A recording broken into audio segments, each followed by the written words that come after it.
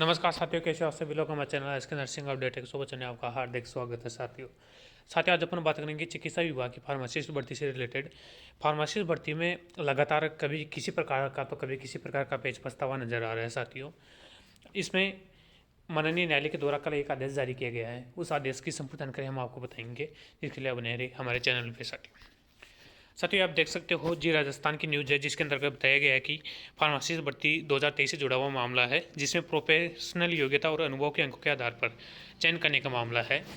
साथियों इसके अंतर्गत बताया गया है कि जो प्रोफेशनल जो टेक्निकल जो एजुकेशन है उसकी और जो अनुभव प्रमाण पत्र है उसकी दोनों के नंबर जोड़ करके इसमें मेरिट लिस्ट जारी की गई है। इसमें क्या मामला है, संपूर्ण मामला हम आपको बताएंगे। इसमें बताया गया है कि हाईकोर्ट ने चयन सूची जारी करने पर अंतिम रोक लगा दी है। साथियों जस्टिस गणेश मीणा ने इसके आदेश दिए हैं।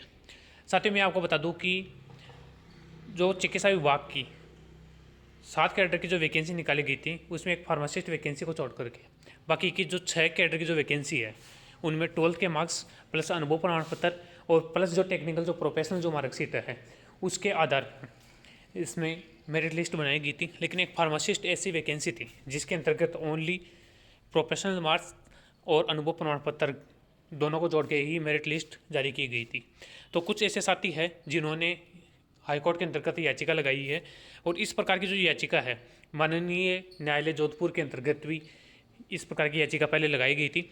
और उस याचिका के अंतर्गत जो फार्मेसी एक्ट है, फार्मेसी एक्ट 1948 के आधार पर उस याचिका को खारिज कर दिया गया था, क्योंकि उसके अंतर्गत बिल्कुल फार्मेसी एक्ट के अंतर्गत बिल्कुल मेंशन किया गया है कि ओनली जो प्रोफेशनल योग्यता है उसी के आधार पे इसमें चयन की जो प्रक्रिया अपनाई गई है और उसी फार्मेसी एक्ट के आधार पे ही उस याचिका को माननीय जोधपुर न्यायालय के द्वारा खारिज कर दिया गया था। साथियों तो उन सभी स्टूडेंटों को मैं बता दूँ, ये जो दोबारा याचिका लगी है इस याचिका के अंतर्गत जो जस्टिस है वो चेंज हो गए हैं, उसकी वजह से इस याचिका पर रोक लगी है।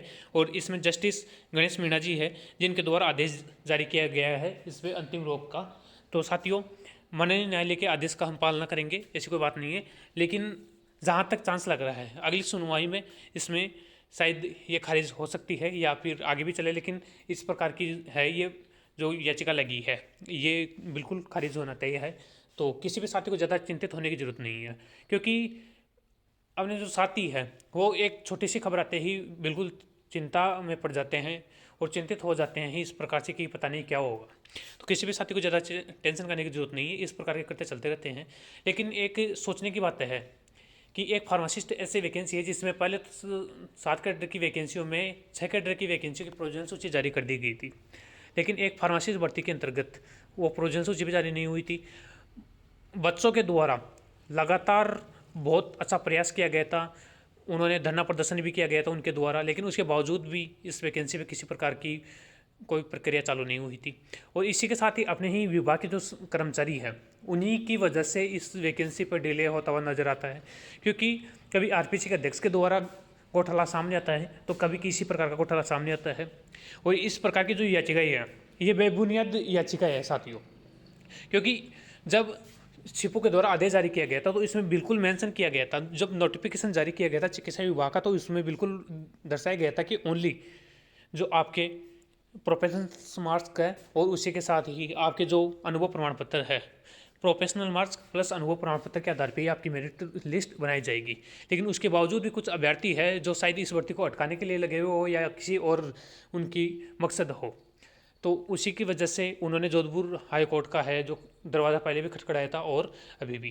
तो माननीय न्यायालय के द्वारा ये आदेश दिया गया है, जस्टिस गणेश मीणा जी के द्वारा ये आदेश दिया गया है, जिसके अंतर्गत दीपू श्री और उसके जो अन्य साथीगण हैं उनके द्वारा याचिका लगाई गई थी। और इसी याचिका में कहा गया है कि नियमानुसार 12th प्रोफेशनल्स योग्यता और अनुभव के अंकों से बननी थी चयन सूची, लेकिन कक्षा 12th के अंकों की कर दी गई अनदेखी।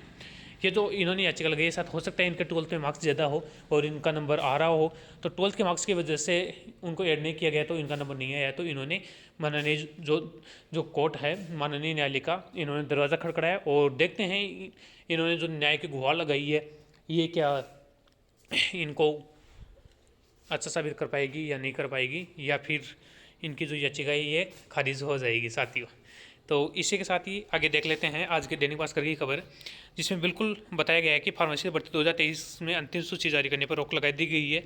और इसके अंतर्गत जो अगली सुनवाई है इसमें 2859 पदों के दिए गए हैं, लेकिन ये गलत है। इसके अंतर्गत पोस्ट है वो इंक्रीज़ हो गई है। तो दैनिक भास्कर को भी इसमें थोड़ा सा चेंज करना चाहिए बिल्कुल। और इसकी जो अगली सुनवाई है वो 16 जनवरी को इसमें होगी साथियों। इसी के साथ ही इसमें बताया गया है कि हाईकोर्ट ने कहा है कि तथ्यों की में प्रथम दृष्टया स्पष्ट है कि सरकार नोटिफिकेशन व नियमों की अनदेखा कर अभ्यर्थियों को प्रोफेशनल योग्यता के आधार पर मेरिट लिस्ट बना रही है। बिल्कुल इसमें बताया गया है उसी प्रकार से जो मैंने पहले बताया कि इसमें 12th के मार्क्स से ऐड होने चाहिए। तो साथियों मैं आपको बता दूं, एक तो ये वैकेंसी 10-12 साल से ये वैकेंसी आई है। स्टूडेंट 5-6 लाख रुपए लगा करके इस वैकेंसी का इंतजार कर रहे थे कि कब ये पूरी हो और अपने परिवार में खुशी की लहर रहे।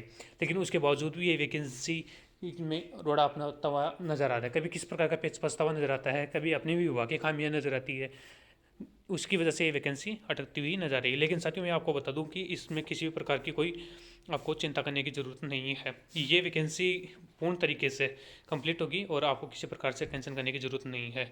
जो साथी बिल्कुल चिंतित हो रहे हैं उनको मैं सब बता दूं, सभी बेहिचक रहे और अपना प्रयास कंटिन्यू करते रहे साथियों। इसी के साथ ही धन्यवाद। जय हिंद, जय भारत।